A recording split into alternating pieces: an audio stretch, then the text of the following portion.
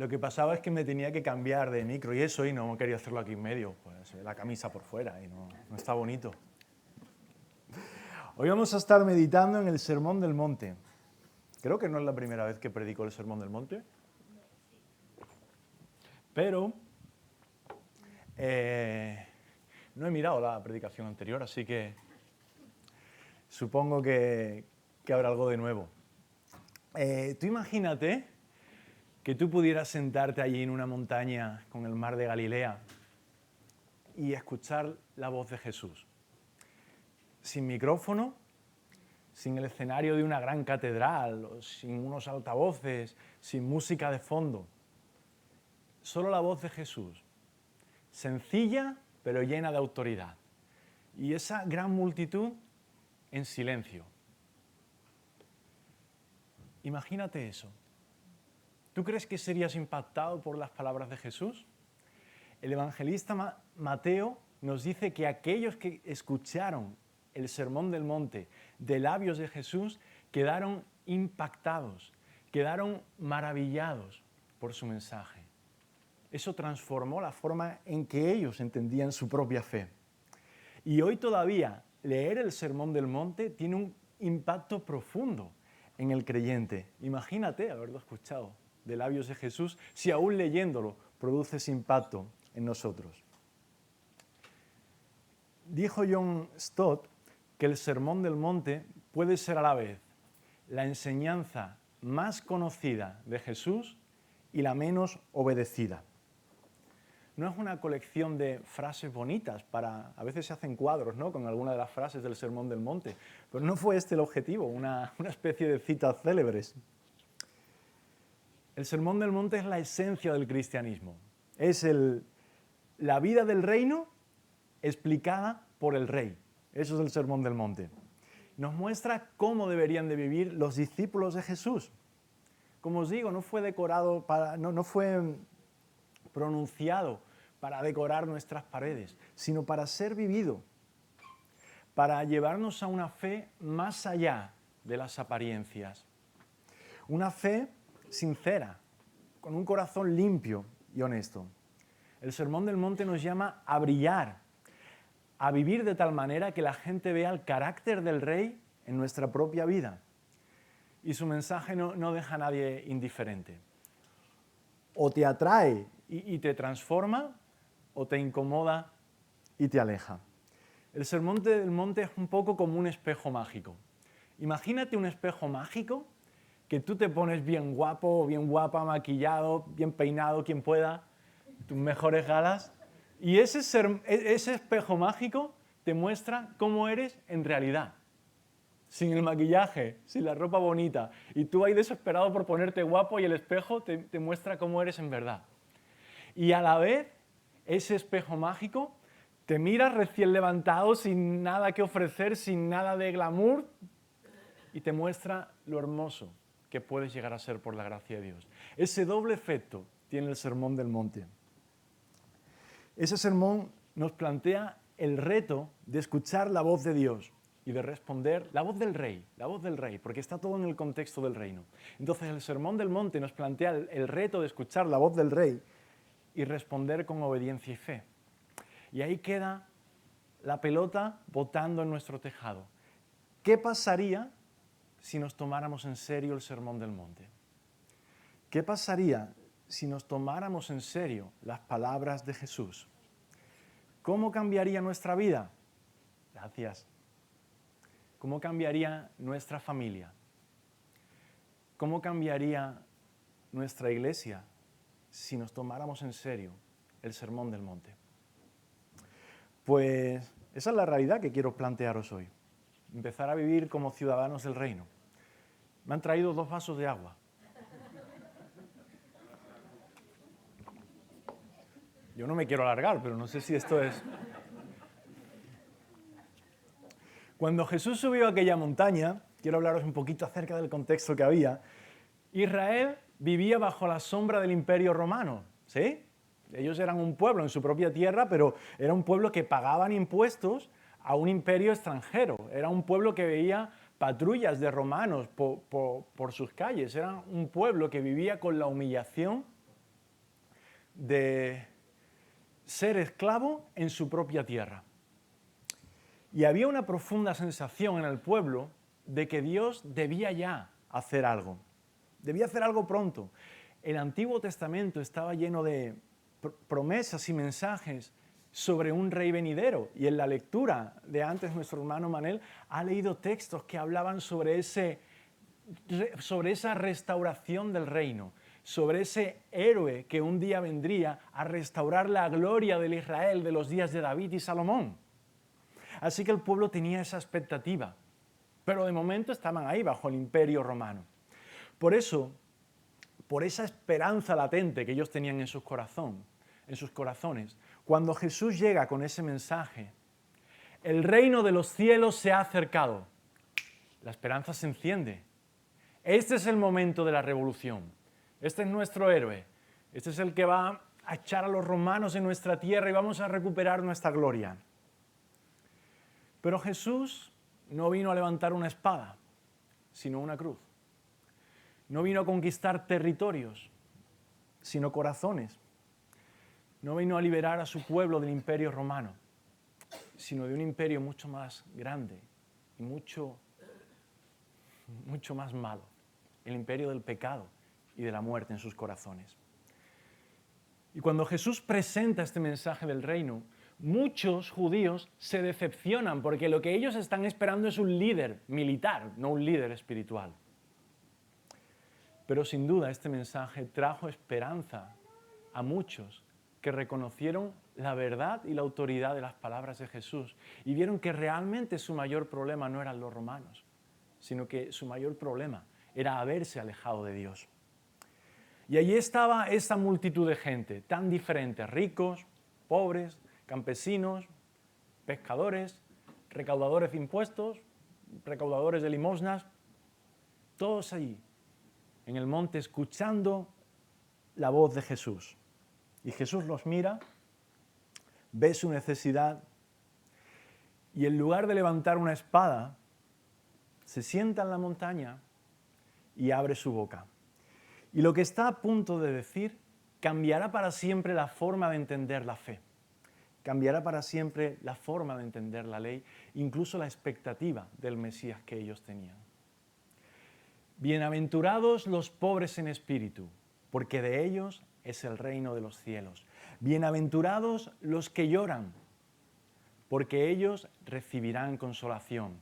Bienaventurados los mansos, porque ellos recibirán la tierra por heredad. Bienaventurados los que tienen hambre y sed de justicia, porque ellos serán saciados. Bienaventurados los misericordiosos, porque ellos alcanzarán misericordia. Bienaventurados los de limpio corazón, porque ellos verán a Dios. Bienaventurados los pacificadores, porque ellos serán llamados hijos de Dios. Bienaventurados los que padecen persecución por causa de la justicia, porque de ellos es el reino de los cielos. Bienaventurados sois cuando por mi causa os vituperen y os persigan y digan toda clase de mal contra vosotros mintiendo. Gozaos y alegraos porque vuestro galardón es grande en los cielos, porque así persiguieron a los profetas que fueron antes que vosotros. Así comienza el Sermón del Monte, que no acaba aquí, que sigue. Este es solo el principio, es lo que llamamos las bienaventuranzas, ¿no? El sermón es más extenso y retrata bien el carácter de los ciudadanos del reino. Pero así comienza el Sermón del Monte, con estas bienaventuranzas. Y bienaventurados no es una palabra que usemos a menudo. ¿Quién de aquí esta semana ha usado la palabra bienaventurado? ¿Le ha dicho a alguien, bienaventurado seas? ¿Alguien? Nadie. ¿Sí? ¡Hombre! Aquí tenemos un creyente. Ya me contarás el contexto porque tengo curiosidad. Pero es la realidad, no es una palabra común. Por eso muchas versiones de la Biblia, algunas versiones lo traducen como feliz. Felices aquellos. El problema con la palabra feliz es que no expresa bien lo que Jesús quiso decir. O al menos nos puede llevar a un poco de confusión. Porque cuando pensamos en felicidad, ¿qué pensamos? Pues en una sensación de bienestar, no sé, emocional, ¿no? Pero claro, ¿Cómo van a sentirse bien los pobres, los que lloran, los que padecen persecución? Hombre, tendrán esperanza, pero ¿se sentirán felices por vivir ese contexto? No creo, ¿no? Entonces Jesús no está describiendo lo que debemos sentir, sino lo que debemos saber. Él no está hablando de una emoción, sino de una condición o un estado espiritual. Él no nos dice, sonríe aunque sufras. Está diciendo algo mucho más profundo. Aunque estés en medio del dolor, aunque lo estés pasando mal, estás bajo el favor de Dios. Y eso expresa mucho mejor el significado de la palabra bienaventurados. Aún en medio de esa situación, bienaventurado eres. O sea, estás bajo el favor de Dios, aún en medio de esa situación. Y solo si entendemos ese matiz, podemos captar bien el significado de las bienaventuranzas. Jesús no está describiendo que nos sentimos igual de bien que cuando estamos de vacaciones. No es esto el sentido de bienaventurados, sino como Dios nos ve, personas de carne y hueso, personas reales que bregamos con enfermedades, con decepciones, con injusticias, con nuestras luchas, pero que por su gracia, aún en medio de esas situaciones, estamos en el mejor de los lugares, bajo su favor, bajo su reino. Cada bienaventuranza, si te fijas, tiene dos partes. Bienaventurados los que, así empieza, una parte que apunta al presente y otra parte que apunta al futuro. Entonces tiene bienaventurados los pobres, bienaventurados los que lloran, los que sufren persecución, todo eso apunta al presente. Y la segunda parte apunta al futuro, ¿no? Porque ellos recibirán consolación, ellos serán llamados hijos de Dios, ellos heredarán la tierra. Así que tienes esas dos partes. El libro de Apocalipsis dice, he aquí el tabernáculo de Dios con los hombres, lo que pasará el día del Señor, ¿no? He aquí el hogar de Dios con los hombres. Él enjugará toda lágrima de sus ojos y ya no habrá muerte, ni llanto, ni dolor, porque las primeras cosas pasaron. Así que cada bienaventuranza tiene dos partes. Y lo que dice Apocalipsis es, las primeras partes pasaron. Y solo quedarán las segundas. El cristiano no niega el dolor, lo reconoce en su vida, lo experimenta en su vida, pero tampoco se rinde ante el dolor, porque ve más allá de lo visible, ve más allá de las circunstancias presentes, porque sabe que lo mejor no está en este mundo, lo mejor está por venir.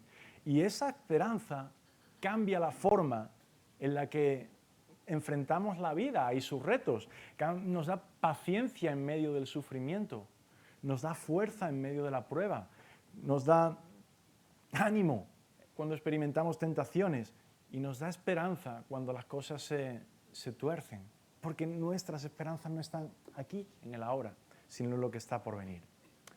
Y según nos dice la palabra, lo que hoy nos hace llorar, un día se convertirá en motivo de alabanza. Y las lágrimas que ahora secamos con un pañuelo, un día Dios las enjugará de nuestra cara. Por eso los hijos del reino pueden seguir caminando con gozo, incluso en medio del dolor, porque saben que este no es el final de la historia. La historia tiene un buen final, porque nuestro Rey reinará y nos dará lo que Él ha prometido. Y eso cambia la forma en la que atravesamos por pruebas y por situaciones que son tristes, quizá. Y eso hace que puedas ir experimentando el reino en tu propia vida. Y yo lo veo como el payés que está ahí en su huerto, y aún no es el tiempo de la cosecha, pero ya ve la higuera y toma esas primeras brevas, ¿no? Y dice, ¡wow! ¡Qué bueno! Aún no es el tiempo de la cosecha, pero los primeros frutos ya se pueden empezar a disfrutar. Como el cocinero que está haciendo ahí un guiso y mete la cuchara y lo prueba. Aún la carne no está lista, pero probando el caldo, ¿cómo estará la carne? Así el creyente puede experimentar de antemano cómo será el reino de los cielos. Bienaventurados los pobres en espíritu, porque de ellos es el reino de los cielos. Esa es la primera bienaventuranza. Y creo que no por casualidad, ¿no? Es la puerta de entrada al reino. Los pobres en espíritu. Solo quien se reconoce pobre puede recibir lo que Dios está ofreciendo. El rico no necesita nada, ¿no? El pobre es el que tiende la mano y toma lo que se le ofrece. Jesús no habla de pobreza material, Él está hablando de pobreza espiritual. No se refiere a los que tienen poco dinero, sino a los que reconocen su ruina espiritual, su bancarrota espiritual. Son los que se acercan a Dios con las manos vacías, sin mucho de lo que sentirse orgulloso. Si tú crees que eres alguien suficientemente bueno para merecer el cielo, tú dices, caramba, pues yo debería estar en el cielo. Soy un buen tipo, yo me merezco estar allí. Eres demasiado orgulloso para estar en el cielo. Casi. Puede que en otras áreas de tu vida, pero eso muestra tu orgullo. En el cielo no hay orgullosos. Creo que fue Groucho Marx el que dijo, no quiero pertenecer a ningún club que me admita como socio. Porque él decía, lo que hay un poco detrás de esa mentalidad es, si me admiten a mí, ya no será un buen club. Pues esto es un poco la idea. Solo aquel que reconoce, yo no debería estar aquí, está en la posición de entrar en el reino de los cielos. El que reconoce que no merece estar ahí. El mundo nos enseña o nos empuja a construir nuestra identidad sobre el éxito, ¿no? El éxito en el trabajo, el éxito académico, el éxito en la imagen. Pero viene Jesús con un mensaje que dice, el reino de los cielos, el mayor de los premios, no es para los autosuficientes, no es para los influencers, no es para los que mueven masas. El reino de los cielos es para los pobres. El mundo te dice, confía en ti mismo. Y Jesús te dice, no, en ti mismo no, confía en mí. Y eso es un mensaje radical. Entonces, ser pobre es admitir eso. ¿Estás de acuerdo con eso? No tengo méritos. Yo no soy tan bueno como aparento. Yo necesito un Salvador. ¿Te das la cuenta? Esa es la clave. Te lleva al punto de ver en tu propia vida la necesidad de un Salvador. Y aquí está la buena noticia. Jesús mismo se hizo pobre por nosotros. Él, siendo el Rey del cielo, viene a este mundo y se humilla para que tú y yo podamos recibir la riqueza del reino, aun siendo pobres espiritualmente. Esa es nuestra bienaventuranza. El reino de los cielos es de aquellos que son pobres espiritualmente. Así que bendito eres cuando pecas. ¿Te extraña esto? Bendito eres cuando caes en ese pecado recurrente que te fustiga y te lamentas. Y dices, ¿cómo puede ser? ¿Cómo puedo haber caído en esto? ¿Cómo puedo haber hecho esto? Benditas lágrimas que te hacen ver la necesidad de un Salvador. Bendito eres tú cuando le das importancia a tu pecado y cuando eso te aflige. Bienaventurados los pobres en espíritu, porque de ellos es el reino de los cielos. Y sigue Jesús, bienaventurados los que lloran, porque ellos recibirán consolación. En la lógica humana, el llanto tiene que ver con situaciones tristes, con perder cosas importantes quizá. Pero Jesús habla de otro tipo de llanto, no es el llanto de cuando estás ahí poniendo una puntilla y te pegas ahí en el dedo gordo un martillazo. No es el llanto de cuando te das un golpe en la rodilla y ves las estrellas, ¿no? Bendito el llanto que te lleva a Dios. Bendito el llanto que busca consuelo en Dios. Bendito el llanto que te hace pensar en que Dios tiene que arreglar algo que se ha torcido, que está roto. Y esa bienaventuranza nace un poco de la anterior, porque solo quien es pobre espiritualmente puede experimentar este llanto que te lleva a clamar a un Dios que arregle tu situación. Llorar así no es un síntoma de debilidad, es un síntoma de sensibilidad espiritual, diría yo. Mientras el mundo se endurece, el creyente permite que sus lágrimas se conviertan en oraciones. Y Jesús promete, seréis consolados. Seréis consolados. Y no con un consuelo pasajero, sino con el consuelo eterno de Dios. El mundo dice, mira, evita el placer, evita el dolor, busca el placer. Y Jesús te dice, llora, lleva tus lágrimas al Padre y serás consolado. No lo evites, no lo escondas. llora, pero busca consuelo en el Padre. Y esa es nuestra bienaventuranza. Los que lloramos seremos consolados por el Dios que un día enjugará cada lágrima con sus manos.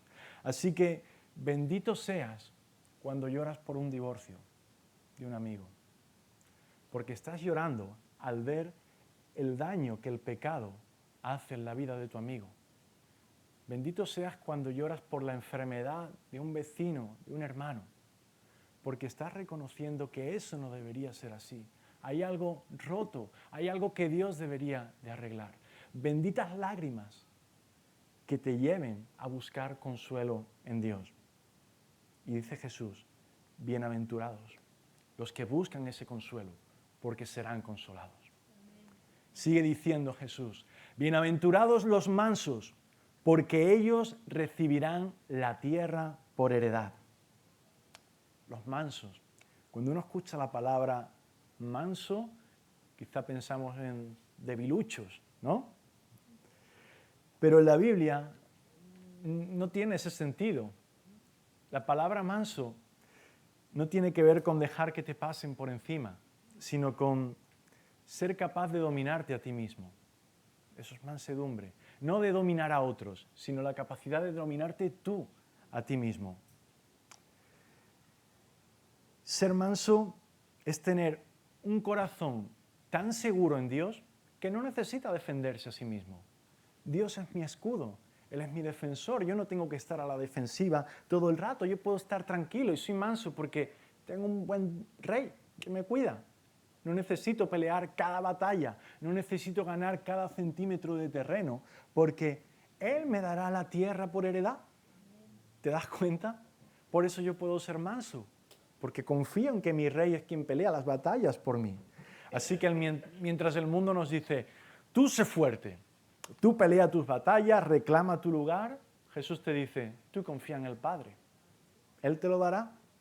Así que el manso no busca la venganza, no busca ser el primero, no exige sus derechos por encima de todo.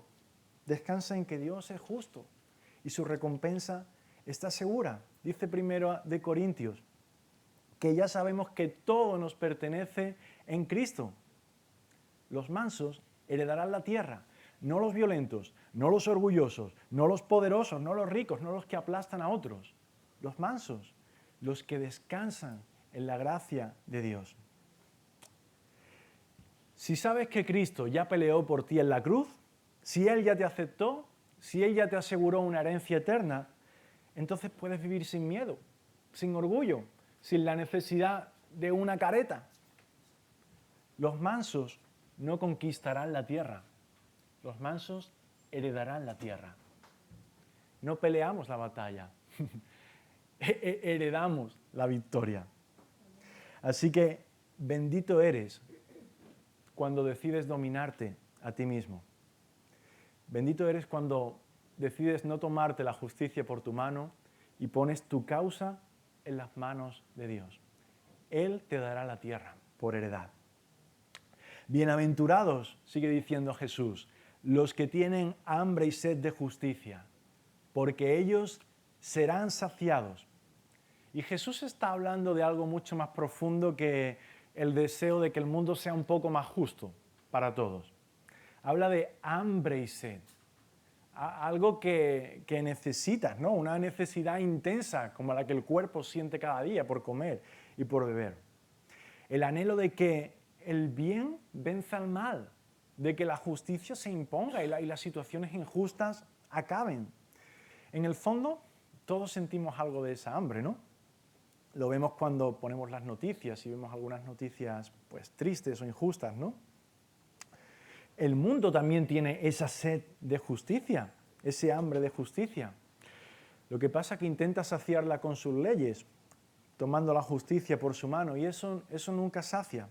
Eso te deja con hambre, con ganas de más. Porque a veces nos quedamos cortos y nos quedamos insatisfechos o nos pasamos de la raya y acabamos haciendo daño cuando tratamos de tomarnos la justicia por nuestra mano. Entonces Jesús ofrece otro camino. Mira, si lo que tú buscas es la justicia de Dios, estate tranquilo que serás saciado. No busques la tuya propia. Busca la justicia de Dios y estate tranquilo. Descansa que serás saciado. En la cruz, Jesús cargó con todas nuestras injusticias para darnos su justicia. Dios mismo satisfizo la justicia que nosotros no podíamos cumplir. Y cuando comprendemos eso, algo cambia en nosotros porque dejamos de exigir solo la justicia que nos interesa para nosotros y empezamos a ser instrumentos de la justicia de Dios. Empezamos a amar al que sufre, empezamos a defender al débil, empezamos a perdonar al que hiere. Y esa es nuestra posición bajo el favor de Dios, esa es nuestra bienaventuranza. Dios ha prometido un día del juicio, menos mal, un día en el que Él juzgará lo bueno y lo bueno se impondrá sobre lo malo. Y después habrá cielo nuevo y tierra nueva, y en los que habitará la justicia, el juicio. Y no seremos defraudados. Dice Jesús, seremos saciados. Así que bendito eres tú, creyente, cuando enciendes la tele y te indignas con las noticias. Dices, ¿cómo puede ser? Bendito eres tú cuando coges un periódico, ves una foto que dice, no, esto es injusto, o sea, ¿cómo esta situación puede permitirla a Dios? Bendito eres cuando miras a Dios y ves la injusticia y dices, Señor, haz algo. Bendito eres porque serás saciado. No cuando te tomas la justicia por tu mano, sino cuando miras a Dios y le dices, haz algo en medio de esta situación. Toma un poco de agua.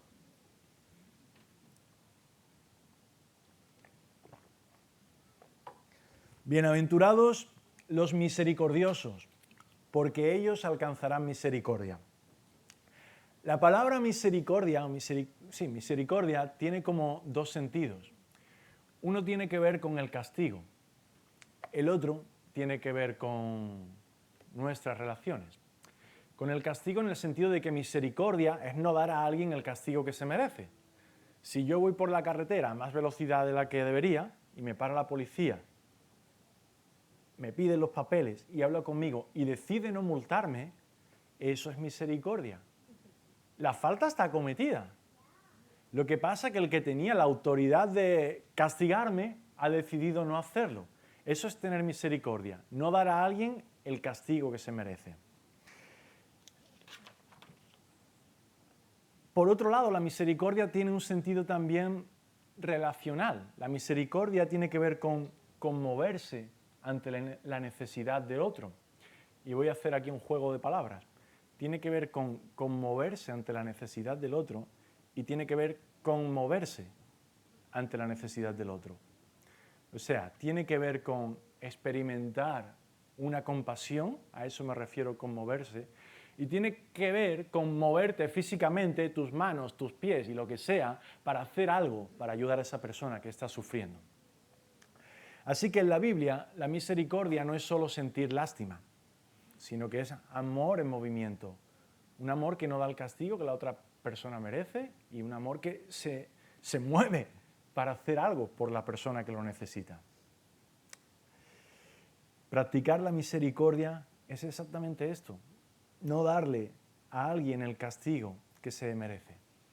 Y bueno, Marcos está en el servicio, pero Dan, puedes guardarte esto para el día que yo tenga que darte un castigo y tú digas, papá, el creyente debe ser misericordioso. Jesús lo fue contigo. No te dio el castigo que tú merecías. Todos los hijos de padres cristianos que estáis aquí, podéis apuntaros esto. Y no te castigaré ese día. Apúntatelo. ¿Sabes por qué?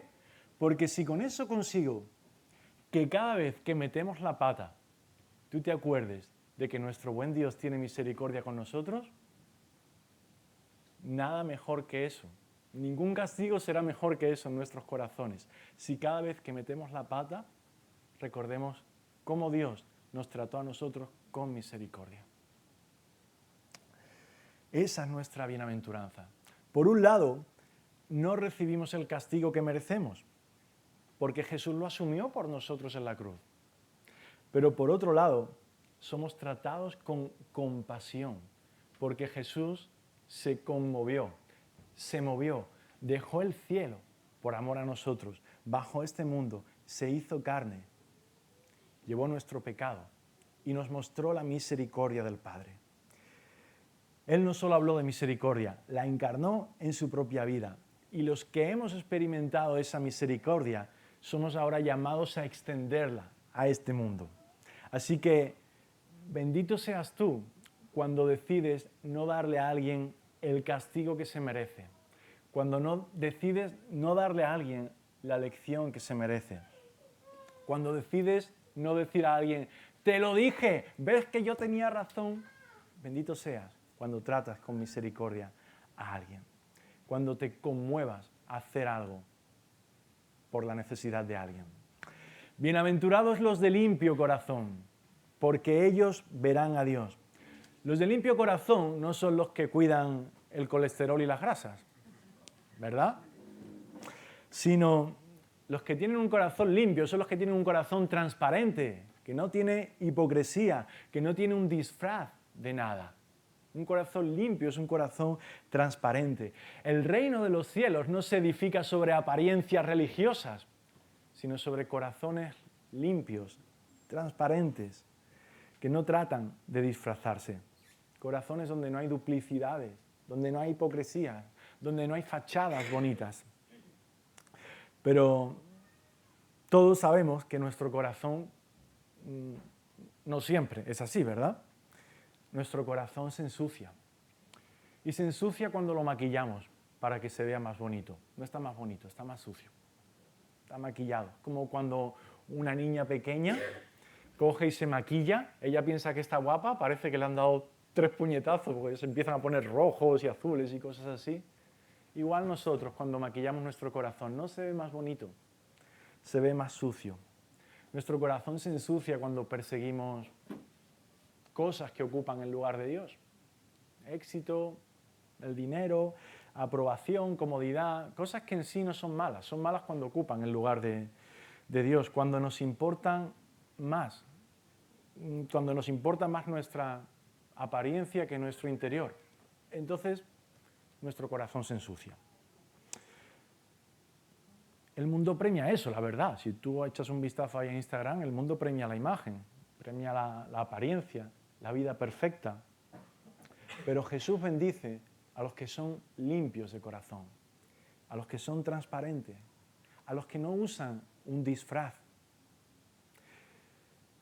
a los que sirven no por interés, no por nada a cambio, sino por amor. En tiempos de Jesús, muchos cuidaban los rituales a un punto que nosotros ni podríamos. El problema no era ese, el problema era que descuidaban su corazón. Cuidaban tanto los rituales, descuidaban tanto su corazón a la vez, así que cumplían las normas exteriormente, pero interiormente no. Estaban descuidados, así que la bendición dice que es para los que tienen un corazón limpio, no para los que tienen un corazón dividido entre Dios y el mundo, sino el corazón que toma a Cristo como su tesoro más grande. Dice, bienaventurados, porque ellos verán a Dios, y no solo en el futuro, sino en el presente. Los de limpio corazón ven a otros ven a Dios donde otros no lo ven.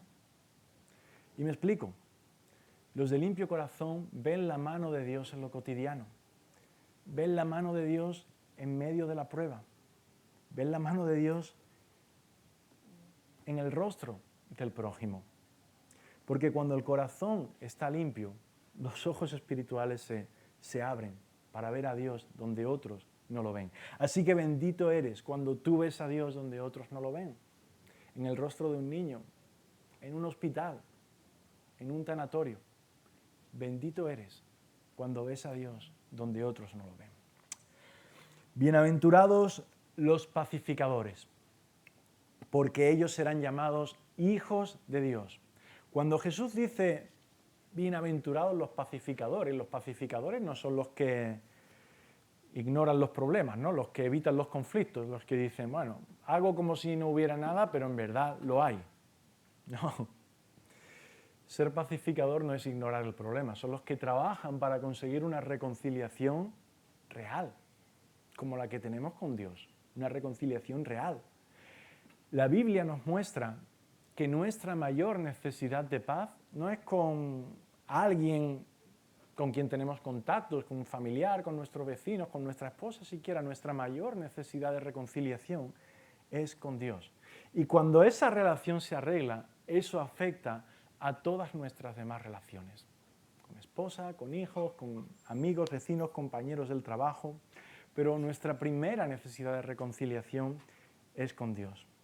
Y luego somos llamados a reflejar esa reconciliación en las demás relaciones. Y es curioso porque Jesús habló estas palabras a un pueblo dividido, judíos y samaritanos, ricos y pobres, recaudadores de impuestos y recogedores de monedas, de limosnas, gente aparentemente muy santa y golfos y golfas de la vida. Esa era la realidad de gente a la que Jesús le está hablando. Dios fue el primer pacificador. Dice Colosenses que por medio de Cristo Dios reconcilió consigo todas las cosas, haciendo la paz mediante la sangre de su cruz. Y cada vez que tú siembras la paz, de algún modo, estás mostrando a qué familia perteneces. Los pacificadores llevan el ADN del reino. Donde otros rompen, ellos arreglan. Donde otros meten cizaña, ellos ponen poquito de agua. Donde unos hacen heridas, ellos ponen una tirita. Y eso es el ADN de los pacificadores. Por eso, bendito eres cada vez que decides perdonar en lugar de guardar rencor. Bendito eres cada vez que decides escuchar en lugar de gritar más fuerte. Bendito eres cada vez que decides orar por alguien en lugar de criticarlo. Cuando haces eso, te pareces a tu Padre Celestial. Y esa es tu bendición. Serás llamado hijos de Dios, porque verán a Dios en tu carácter. Y la última, bienaventurados los que padecen persecución por causa de la justicia. La palabra persecución no suena precisamente a bendición, ¿verdad? Yo no creo que nadie se levante por la mañana diciendo, vaya, ojalá me rechacen hoy por mi fe. Siempre hay algún bruto en todos los sitios, pero no creo que sea lo normal, ¿verdad? Pero Jesús fue muy claro. Hay una bendición escondida incluso en el rechazo. Si ese rechazo, si esa oposición es por causa de la justicia, bendito eres. Si eso viene por hacer lo correcto, si eso viene por ser fiel, por vivir según los valores del reino, bendito eres. Seguir a Cristo trae bendición, pero también trae resistencia, porque vivimos en el mundo que vivimos, y un mundo que ama las tinieblas, pues no tolera la luz. Por eso, quienes viven conforme a la justicia, inevitablemente van a enfrentar oposición en algún momento. Quien vive conforme a la justicia, habrá días en los que tu vecino diga, qué tipo tan majo, qué tipo tan amable, qué tipo tan... Es un amor este hombre. Y habrá días en que le digas lo que piensas o le digas, tengas que ser luz, y digas, este tío es tonto. Este tío, ¿quién se ha creído que es? Esa es la realidad que experimenta el creyente cuando vive conforme a los valores del reino. Llegarán días en los que tendrás que experimentar esa oposición, ese choque entre la luz y las tinieblas. Vivir una vida honesta y sincera puede despertar burlas o rechazo, pero Jesús promete algo extraordinario. De ellos es el reino de los cielos. Y es exactamente la misma promesa, la misma bendición que la primera, empieza y acaba igual. El reino empieza y termina con los que son fieles, aun cuando les cueste. Y amplía la bendición, dicen los dos últimos versículos. Bienaventurados sois cuando por mi causa os vituperen y os persigan y digan toda clase de mal contra vosotros, mintiendo. mintiendo. Gozaos y alegraos, porque vuestro galardón es grande en los cielos, porque así persiguieron a los profetas que fueron antes que vosotros. Aquí está el corazón de la promesa. Dios no solo ve, Dios recompensa. Nada del sufrimiento del justo se pierde. Todo tiene valor eterno. Y ser perseguidos por causa de la justicia, ser rechazados por la verdad, al final se torna en bendición para nuestras vidas. Así que la historia está llena de... La historia de la iglesia es la historia de un pueblo bajo presión, todo el tiempo. Cada generación experimenta algún tipo de tensiones o de presiones. Cada generación Dios levanta a personas que están dispuestas a pagar el precio de vivir conforme a los valores del reino. Así que bendito eres tú cuando estás en una reunión del cole y delante de todos los padres te levantas y dices, yo no creo que eso esté bien. Y todos te ridiculizan y te miran como quien mira a un gusano. Bendito eres. Ese es el tipo de bendición que estamos hablando. En ese momento no estás solo. Estás en el mejor de los lugares, bajo el cuidado, bajo la bendición de Dios. Conclusión. Las bienaventuranzas son una declaración de identidad. Jesús no te está diciendo, sé pobre en espíritu, sé manso, sé misericordioso, como una lista de cosas que deberías alcanzar, sino que te está diciendo, benditos sois cuando sois así. Benditos sois, porque eso demuestra que el reino de los cielos se ha acercado ya a vuestras vidas, tiene impacto en vuestras vidas. Jesús no está describiendo lo que debemos hacer para entrar en el reino, sino lo que sucede cuando el reino se acerca a nuestras vidas. Las bienaventuranzas son el retrato de una comunidad distinta, de un pueblo que no encaja en el molde del mundo, de un pueblo que vive bajo otras reglas, con otras prioridades, con otros valores, con otra esperanza. El reino de Dios no se conoce por su bandera, ni por sus paisajes, ni por sus catedrales, sus edificios.